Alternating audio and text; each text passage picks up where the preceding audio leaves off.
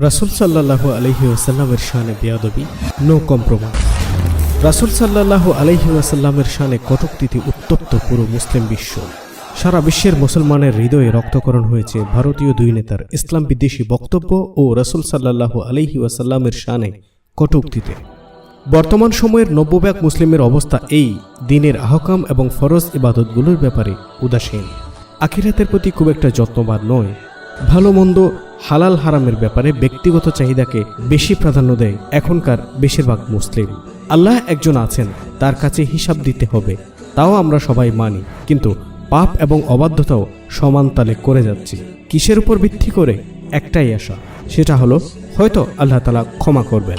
ধর্মীয় জ্ঞানের ব্যাপারে বর্তমান মুসলিমদের বেশিরভাগই অজ্ঞই বলা চলে, কিন্তু ইসলাম ধর্মের অনুসারীদের নিজ ধর্মের প্রতি এহেন তাচ্ছিল্যভাব দেখা গেলেও একটা জায়গায় ইসলাম খুবই শক্তিশালী এবং ইসলাম ধর্মের অনুসারী তথা পৃথিবীর সমস্ত মুসলিম এই জায়গায় পাথরের চেয়ে দৃঢ় কঠিন।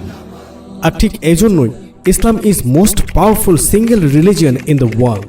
ঠিক এই মুহূর্তে যদি একটা ধর্মভিত্তিক একাত্মতা তৈরি করতে হয় বা করার প্রয়োজন হয়, তা কেবলমাত্র ইসলামই পারবে। কেবলমাত্র ইসলামেরই সেই অ্যাবিলিটি আছে যা অন্য কোনো ধর্মের নেই। এর একমাত্র কারণ হলো মুসলিমদের ধর্মীয় আবেগ। কেউ ধর্মীয় আবেগের বিষয়কে তেমন গুরুত্ব দিতে চান না বা উপেক্ষা করে যান, কিন্তু ইসলামের ক্ষেত্রে মুসলিমদের মধ্যে এই আবেগ কতটা শক্তিশালী তা আরও একবার প্রমাণ হতে চলেছে বর্তমান সারা বিশ্বের পরিস্থিতিতে। কারণ অনেকে মনে করেন যারা ধর্মের প্রতি এতটা আবেগপ্রবণ তারা ধর্মান্ধ, আর তাদের মধ্যে ধর্মীয় জ্ঞানের তেমন মজুদ নেই। আর এজন্যই তারা ধর্মীয় আবেগ এবং ধর্মীয় জ্ঞানকে মুখোমুখি দাঁড় করাতে চেষ্টা করেন। আমি মূলত সেই আলোচনায় যাচ্ছি না। ধর্মীয় জ্ঞান থাকাটা জরুরি, কিন্তু ধর্মীয় জ্ঞান স্বল্প হলেই বা একেবারে না থাকলেও কোনো ব্যক্তি ধর্মের প্রতি আবেগপ্রবণ হবে না, এরকম কোনো নিয়ম মানুষের মনস্তাত্ত্বিক দর্শনে নেই। রাসূল সাল্লাল্লাহু আলাইহি ওয়াসাল্লামের সময়ে সাহাবাগণের মধ্যে ধর্মীয় আবেগ ছিল অনেক বেশি তীব্র। তারা ইসলামের জন্য যেমন বিনা দ্বিধায় যে কোনো মুহূর্তে প্রাণ দিতে প্রস্তুত ছিলেন, তেমনি রাসূল সাল্লাল্লাহু আলাইহি ওয়াসাল্লামের আদেশ পালনের জন্য যদি নিজেদের শিরচ্ছেদ করতে হয়, তার জন্য ঝাঁপিয়ে পড়তে এক মুহূর্ত দেরি করা তো দূরের কথা, বরং কে আগে তা পালন করতে পারেন তার জন্য তারা প্রতিযোগিতায় লিপ্ত হতে চাইতেন। কিন্তু বিষয়টা যখন রাসূল সাল্লাল্লাহু আলাইহি ওয়াসাল্লামের শানে বেয়াদবি, গোস্তাকি বা কটূক্তির মধ্যে গিয়ে দাঁড়ায়, তখন ব্যাপারটা কতটা ভয়াবহ হতো তা আন্দাজ করাটাও আমাদের জন্য রক্তহীন করার মতো। একবার এক ইহুদি হযরত ওমর রাদিয়াল্লাহু তাআলা আনহু এর কাছে বিচার প্রার্থী হয়েছিল। তবে ওই ইহুদি ইতিপূর্বে একই বিচারটি রাসূল সাল্লাল্লাহু আলাইহি ওয়াসাল্লামের কাছেও দিয়েছিল, কিন্তু রাসূল সাল্লাল্লাহু আলাইহি ওয়াসাল্লামের বিচারের রায় তার বিপক্ষে যাওয়ায় সে উক্ত রায় না মেনে পুনরায় হযরত ওমর রাদিয়াল্লাহু তাআলা আনহুর কাছে উক্ত বিষয়ে অভিযোগ পেশ করে হযরত ওমর রাদিয়াল্লাহু তাআলা আনহু জিজ্ঞাসা করলেন সে অভিযোগটি রাসূল সাল্লাল্লাহু আলাইহি ওয়াসাল্লামের কাছে কেন পেশ করেনি। জবাবে ইহুদি বলল যে উক্ত বিচারটি সে প্রথমে রাসূল সাল্লাল্লাহু আলাইহি ওয়াসাল্লামের কাছে পেশ করেছিল, কিন্তু রায় তার বিপক্ষে যাওয়ায় সে রায়টি মানতে নারাজ এবং পুনরায় সে একই বিচারটি হযরত ওমর রাদিয়াল্লাহু তাআলা আনহুর কাছে দায়ের করেছে। ইহুদির মুখে একথা শোনার পর হযরত ওমর রাদিয়াল্লাহু তাআলা আনহু আশ্চর্য হয়ে রাগে থর থর করে কাঁপছিলেন। যে রাসূল কিনা ন্যায়ের মূর্ত প্রতীক, সারা পৃথিবীর মানুষের আলোর দিশারি, আর জগতের সমস্ত মুসলমান ও নিপীড়িত মানুষের কলিজার মধ্যমণি, তার বিচারের রায়কে মানতে না চাওয়াটা হযরত ওমর রাদিয়াল্লাহু তাআলা আনহু এর দৃষ্টিতে কত বড় অপরাধ সেটা বোধহয় আর নাই বলে, এবং আপনারাও তা ভালো করে বুঝতে পারেন। হযরত ওমর রাদিয়াল্লাহু তাআলা আনহু পাহাড় সম রাগকে মুখের মধ্যে জমিয়ে রেখে ইহুদিকে শান্ত গলায় বললেন, তুমি বসো, আমি আসছি। এরপর তিনি ঘরের ভেতর থেকে খোলা তরবারি হাতে নিয়ে এসে ওই ইহুদের গর্দান দিয়ে দিলেন। রাসূল সাল্লাল্লাহু আলাইহি ওয়াসাল্লামের শানে কোনো সাহাবীর সামনে তো দূরের কথা, একজন সাধারণ মুসলিমের সামনেও কেউ বেয়াদবি করবে এটা কখনো কল্পনা করা যেত না তখন। কিন্তু সবচেয়ে খুশির খবর হলো আল্লাহ এবং রাসূল সাল্লাল্লাহু আলাইহি ওয়াসাল্লামের প্রতি সেই প্রেমের জজবা এখনো প্রত্যেকটি সাধারণ মুসলমানের অন্তরে বিরাজমান। বর্তমান মুসলমানদের মধ্যে যতই পদস্খলন হোক বা নৈতিক অবক্ষয় হোক না কেন, কিন্তু আল্লাহ এবং রাসূল সাল্লাল্লাহু আলাইহি ওয়াসাল্লামের প্রতি প্রাণের চেয়ে প্রিয় সেই ভালোবাসায় কোনো খাদ নেই, কোনো ছেদ নেই। এজন্যই রাসূল সাল্লাল্লাহু আলাইহি ওয়াসাল্লামের শানে বেয়াদবি করে না তখনকার কাব বিন আশরাফরা বাঁচতে পেরেছে, না এখনকার নব্য জাহেলরা বাঁচতে পেরেছে। যখনই পৃথিবীর যে প্রান্তে রাসূল সাল্লাল্লাহু আলাইহি ওয়াসাল্লামের শানে বেয়াদবি হয়েছে, তখনই রাসূল প্রেমীরা বুক চিতিয়ে রাস্তায় নেমে এসেছে, কঠিন হুঙ্কারে আকাশ ও জমিন বিদীর্ণ করেছে বা বেয়াদব জাহেলদের যথোপযুক্ত শাস্তি দিয়েছে। এখনও ইয়া রাসূলুল্লাহ, আমার পিতামাতা আপনার জন্য কোরবান হোক বলে জীবন দেয়া সৈনিকরা এখনও রয়েছেন। এখনও রাসূল সাল্লাল্লাহু আলাইহি ওয়াসাল্লামকে কিংবা আল্লাহ তাআলাকে নিয়ে কেউ কটূক্তি করলে বিক্ষোভে ফেটে পড়ার মতো কোটি কোটি মানুষ পৃথিবীতে আছেন।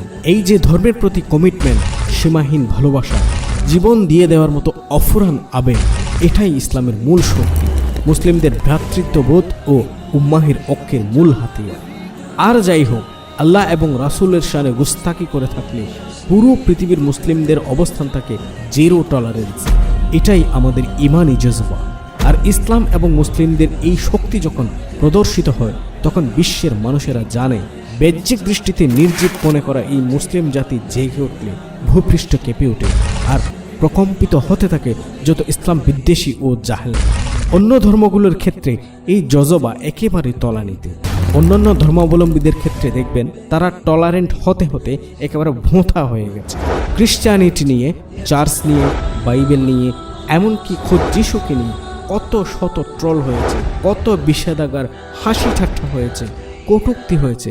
তাতে খ্রিস্টানরা বেখবর, কোনো পাত্তা নেই। তাদের প্রিন্সিপালে তারা ঠিক নেই। খোদ তাদের পোপ কখনো এই বিষয়ে মুখ খুলেছে বলে কোনো খবর চাউর হয়নি কোথাও। তাদের ধর্মীয় আবেগ যেন হাওয়ায় মিলিয়ে গেছে। তাদের ধর্ম নিয়ে, ধর্মগ্রন্থ নিয়ে, ধর্মীয় ব্যক্তিত্ব নিয়ে যে যাই বলুক, তারা নির্বিকার। আসলে তারা ট্যাগ লাগিয়েছে শান্তির, কিন্তু মূলত তাদের ধর্মের প্রতি, স্রষ্টার প্রতি দরদ বলে কিছুই অবশিষ্ট নেই। কারণ তারা আসলেই খুব বেশি দুনিয়ার প্রেমে মশগুল অবস্থায় রয়েছে, আর পরকালের প্রতি বিশ্বাসও তাদের তলানিতে গিয়ে ঠেকেছে।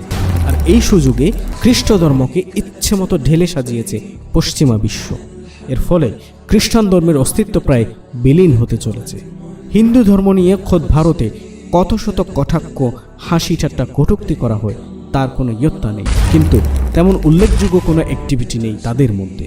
এই দিক থেকে মুসলিমরা সবচেয়ে শক্ত অবস্থানে আছে সব সময়।